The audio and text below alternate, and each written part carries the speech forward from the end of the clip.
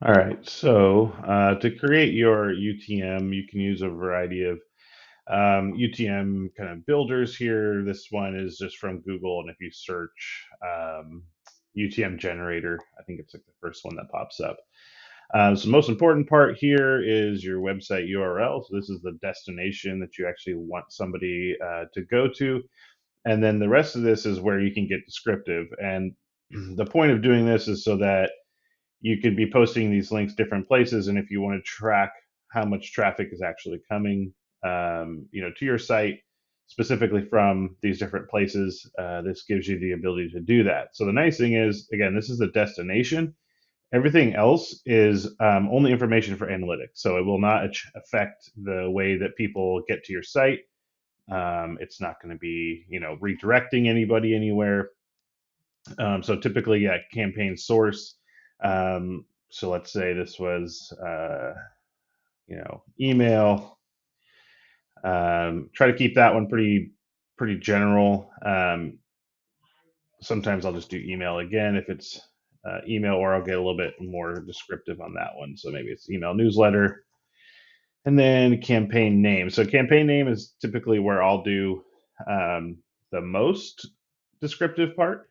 Another thing you want to keep in mind is try not to do spaces between any of these things, just because it ends up making your URL look kind of weird, and it can throw off analytics because it'll automatically generate a plus sign in between those spaces. So I always just do a dash or underscore.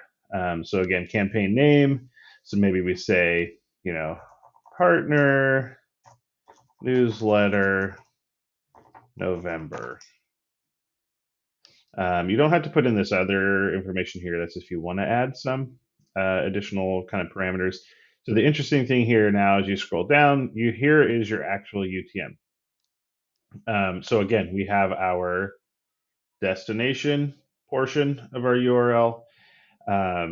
Now, the question mark here is automatically generated. And what this does is basically tells Google, I want to send somebody here and ignore the rest of this URL. So it's ignoring the rest of this URL, which is why it won't mess up their destination. However, this information does get passed on to analytics. So you can go into Google Analytics and say, I want to know how this campaign performed. So you go into analytics, you look up partner dash newsletter dash November, you'd be able to see, 100 people clicked on it, 15 people downloaded your guide or whatever it is. Again, these are basically descriptors for the URL, and you can change those as much as you want. And then anything after this question mark is, again, ignored by Google, only used for analytics tracking purposes. And then again, this is your destination. So now, if you had multiple links for the same email, let's say, but you wanted to track them all under the same campaign, you could keep this portion the same and then just change your destination URL out. So then you just keep changing this, and then all of the data from that partner newsletter November email would be filtered under this name inside of analytics.